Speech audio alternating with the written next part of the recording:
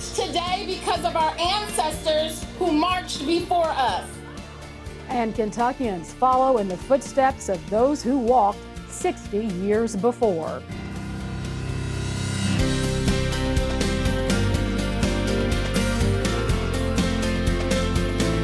Kentuckians marched for civil rights in Frankfort March 5th, 1964. Today, 60 years later, people were on the streets again in Kentucky's capital city. 6 decades have passed, but for the marchers, the message is the same. There's work to be done.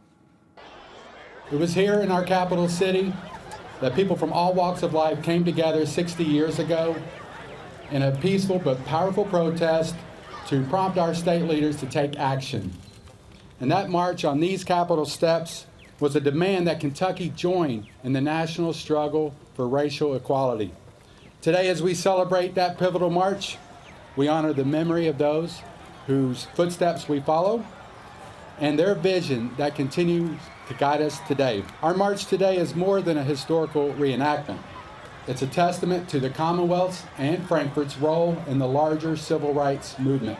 It was a bold declaration that Kentucky, our Commonwealth, was ready to lead the South out of the shadows of segregation and discrimination. The Kentucky Civil Rights Act of 1966, the establishment of our Human Rights Commission with powers, and the adoption of fair housing laws were not just legislative victories. In fact, that Civil Rights Act of 1966 was the first in the country, and it sparked similar actions across our nation.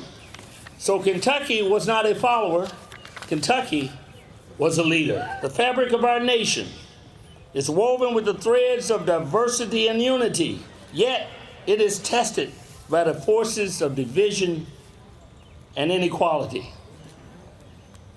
Our past is present. In the halls of Frankfort, of our government, right now, there are those that either do not understand, do not care, are intentional about stopping what must go forward. And that is an understanding of our history to inform us of our present so that we can make decisions to shape a just and unified future.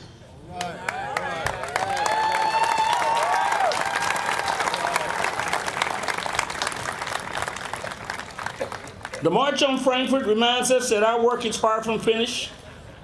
In an era where injustice still rears its ugly head, where the voices of hate and division threaten to drown out the calls for unity and equality, our resolves must be stronger. Longtime civil rights advocate Mattie Jones and State Senator Gerald Neal were among those there for today's march and the march 60 years ago.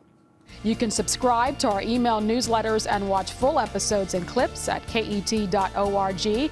And you can also find Kentucky Edition on the PBS video app on your mobile device and smart TV. And follow KET on Facebook, X, formerly Twitter, and Instagram to stay in the loop of all the great programming we have here on KET.